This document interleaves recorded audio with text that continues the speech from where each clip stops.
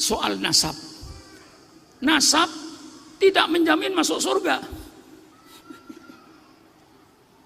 Saya buka. Mengapa nasab tidak menjamin masuk surga? Baca saja Kiai Al-Quran. Wa idh qala Ibrahimu li abi Azar atataitu asram aliyatan inni araka wa qaumaka fi dhalalim mubin. Ayahnya Nabi masuk neraka. Benar Kiai? Kalau tafsiran saya salah-salahkan Kiai. Betul Kiai? Ayahnya Nabi masuk neraka, betul? Kasih tahu. Ayahnya Nabi masuk neraka. Anaknya Nabi masuk neraka. Namanya Kan'an. Anaknya Nabi. Pamannya Nabi Muhammad masuk neraka. Abu Lahab dan Abu Jahal. Istri Nabi masuk neraka. Istrinya Nabi Nuh dan istrinya Nabi Lut, kedua-duanya masuk neraka. Lelah saudara, apanya Nabi? Apa yang dibanggakan? Jadi nasab itu bukan untuk dibanggakan, untuk disyukuri sebagai suri teladan. Istri Nabi masuk neraka. Nabi Nuh nggak bisa bela, Nabi Lut gak bisa berbela. Daraballahu matalan lilladina kafaru imro'ata Nuh wa imro'ata Lut kanata tahta abdaini min ibadina solihaini fakhonata. Kemudian dia berkhianat kepada suaminya. Dia orang musyrik, tidak percaya kepada Allah. Di depan suaminya pura-pura percaya kepada Allah. Itu istrinya Nabi Nuh. Istri Nabi Lut yang sering memfitnah. Kalau ada tamunya difitnah, Nabi Lut difitnah. Itu berbuat jahat dengan tamunya. Masuk neraka. Itu Quran. Nah, keberkahan orang tua itu ada. Baca ceritanya Nabi Khidir alaihissalam. Wa amal jidaru liulaimiyataini fil madinati wa kana tahtau kanzuhuma wa kana abuhuma soliha. Ini pagar kepunyaan anak yatim. Di bawahnya ada harta simpanan. Ayo Musa, kita bangun. Ini miring mau robah, supaya tidak robah. Supaya tidak roboh, kita bangun. Kata Nabi Khidir, wa kana tahtau kanzuhuma wa kana abuhuma soliha. Ayah yang soleh ini memberkahi kepada anak cucunya. Buju Ahmad, seorang yang soleh, memberkahi kepada anak cucunya. Wa kana abuhuma solihah. Itu keberkahan dari orang tua. Kita semuanya insya Allah banyak mendapat keberkahan dari orang-orang tua kita. Maka nasab itu perlu kita jaga, kita pelajari untuk disyukuri dan untuk untuk menjaga silaturahmi. Ini gunanya nasab. Tidak untuk sombong-sombongan. Wa man kana mutahiran bil mali wan nasabi fa innama fakhruna bil ilmi wal adabi. Kalau mereka sombong-sombongan karena keturunan, mereka sombong-sombongan karena kekayaan, kami tidak perlu. Yang perlu bagi kami ilmu dan adab. Kebanggaan kami ini karena ilmu, kebanggaan kami karena adab, sopan santunnya. Tiru akhlak Rasulullah sallallahu alaihi wasallam. Wa kana sadidul haya wa tawadu. Rasulullah itu sangat tawadu. Artinya tawadu kalau saya perpanjang, menghormati orang lain dan tidak minta dihormati. Bani Ahmad, hormatilah orang lain. Tidak perlu kita minta dihormati. Hormatilah orang lain. Tidak perlu minta dihargai. Hargailah orang lain. Insya Allah orang yang menghargai orang lain, walaupun tidak minta dihargai, insya Allah dihargai oleh orang lain. Jangan minta dihormati. Hormatilah orang lain. Ini sifat Rasulullah. Sekarang ribut tentang nasab. Ya, sedang ribut nasab kan sekarang ini. Kata satunya, habaib yang ada di Indonesia ini maktu. Ingat saudara, orang menulis sejarah itu yang ditulis apa yang tahu. Mana tadi penulis? Tadi yang laporan itu, orangnya. Hah? Mana orangnya? Dia yang ditulis tadi itu berdasarkan dongeng lagi, berdasarkan cerita lagi. Jadi ahli sejarah itu menulis apa yang dia tahu. Yang dia tidak tahu belum tentu tidak ada. Sekarang saya contohkan, ya bukan untuk sombong-sombong, saya contohkan misalnya Kiai Khalil Nafis bikin sejarah saya. Pak Sukron anaknya cuma 3, Zainal Ridho, Faiz, dan Konita Lutfiyah. Yang dia tahu, iya kan? Siapa yang tahu? Cuma 3 ada saya itu. Yang satu saya yakin nggak tahu. Datang Kiai Afifuddin bikin sejarah saya, beda dengan dia. Loh, enggak, Pak Sukron itu anaknya 4. Satu namanya Umar Faruk.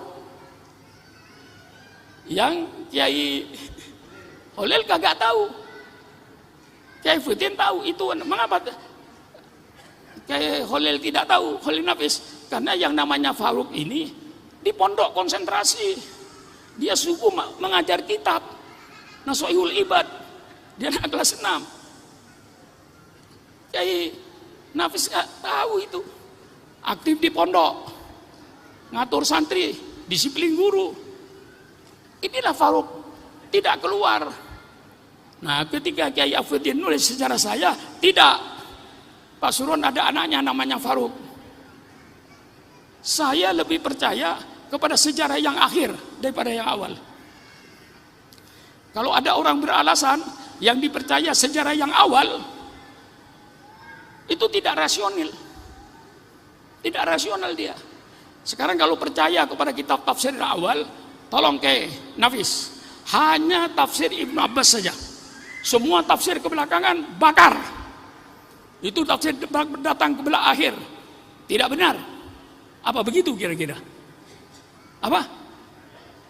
Apa begitu kira-kira?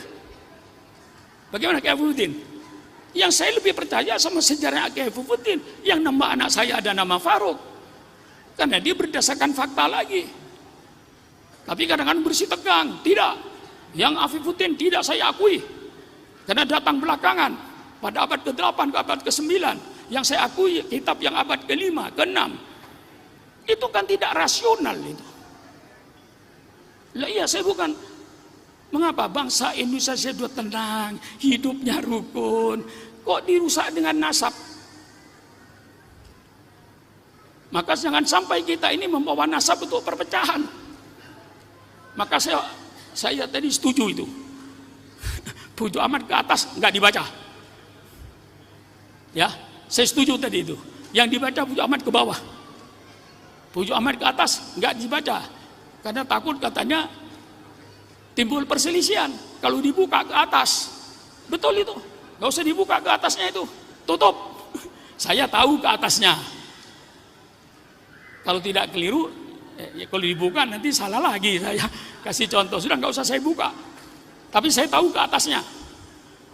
Dari Puju Ahmad siapa atasnya, siapa atasnya, siapa atasnya, saya tahu. Mengapa saya mengurusi nasib orang? Nasib sendiri diurusi. Itu saya tegas di Jakarta. Saya katakan, siapapun saja datang ke rumah Sukron Makmun, saudara pun datang ke rumah saya, ngaku Habib, saya kasih duit. Iya. Masyarakat yang sudah aman, tenang, diganggu lagi. Dulu diganggu dengan Wahabi, selesai. Diganggu dengan Syiah, selesai. Sekarang diganggu dengan nasab. Nanti setelah ini apa lagi untuk memecah belah ini? Sudahlah, kalau sudah tidak percaya pada Habib yang ini, sudah saudara aja yang tidak percaya. Gak usah ngajak orang.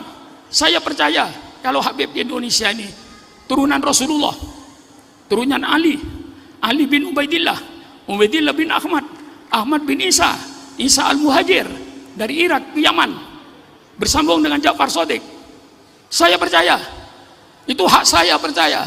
Saudara jangan memaksakan kehendak pada orang lain. Itu namanya memaksakan kehendak. Jangan memaksakan kehendak. Saudara yang tidak percaya sudah. Sekarang kalau dikatakan Ubaidillah tidak ada, tanyakan sama dia, kayak Nafis. Kalau Ubaidillah tidak ada, Alwi anaknya siapa? Alwi ini anaknya siapa? Kalau Anda tidak bisa menentukan bapaknya, berarti sudah menuduh Alwi itu anak zina. Tidak ada bapaknya. Tanya sama dia. Yang namanya Ahmad Alwi, lalu menjadi Ba'alawi, ke bawah turunannya. Yang namanya Alwi itu anak siapa? Kalau bukan anaknya Ubaidillah, tolong buktikan secara fakta. Sejarah itu tidak hakul yakin. Sejarah itu tidak ainul yakin. Coba baca tadi, berdasarkan cerita, ya, berdasarkan manuskrip ditulis oleh orang. Cuman kita husnudzon, 99% kita percaya sama sejarah. Errornya 1% atau errornya 5%. Itu sejarah. Biar sejarah Majapahit, biar sejarah Ken Arok, biar sejarah manapun saja. Itu mesti saya percaya 95%, error 5%. Tidak ada ainul yakin dalam sejarah, tidak ada hakul yakin dalam sejarah.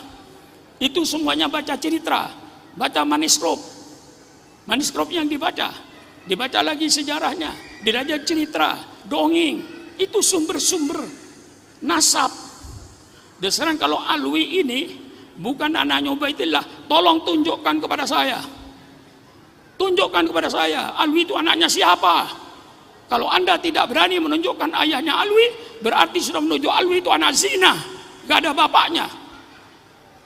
Sudahlah, ini redakan sudah, gak usah diperpanjang itu. Saya minta kepada yang pro dan yang kontra, sudahlah, selesailah. Saudara yang tidak percaya ya sudah.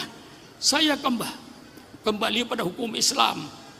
Dalam hukum Islam itu, Kiai, kita wajib menghormati setiap manusia tanpa melihat nasab.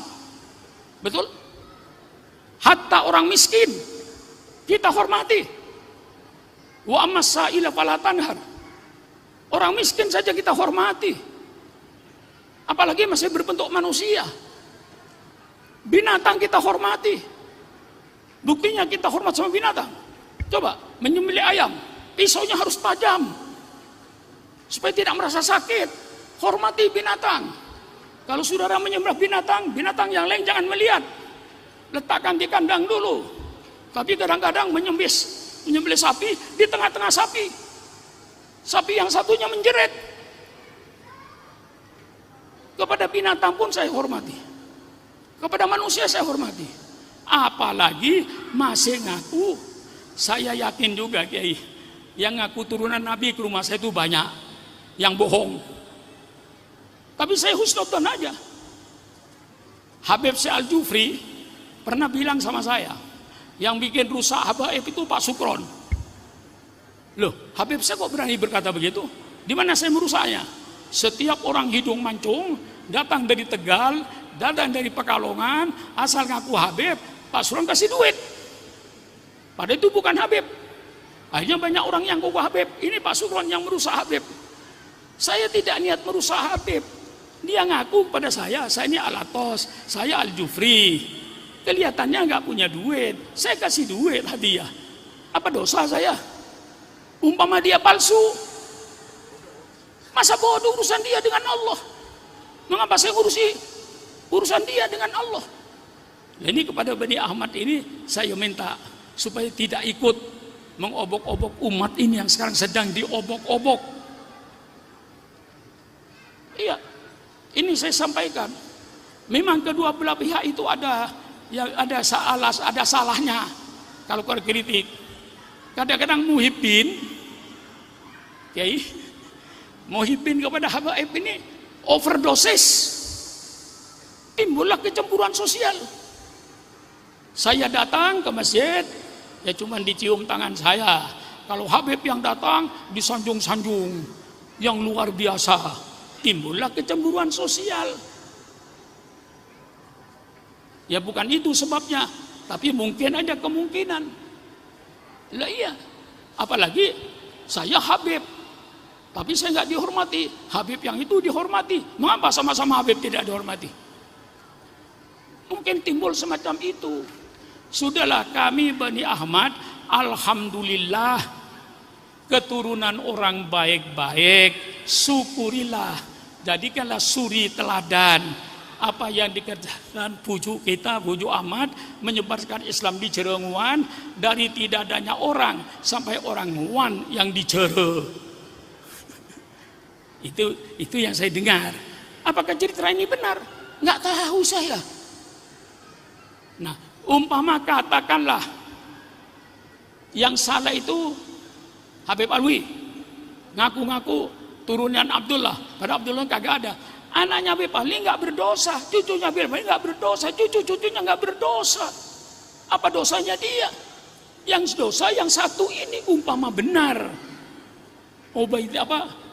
Kalau siapa? Alwi ini tidak punya ayah bernama Abdullah. Kalau itu benar, yang dosa ya Alwi ini saja. Turunnya ke bawah kan dia tahu tuh.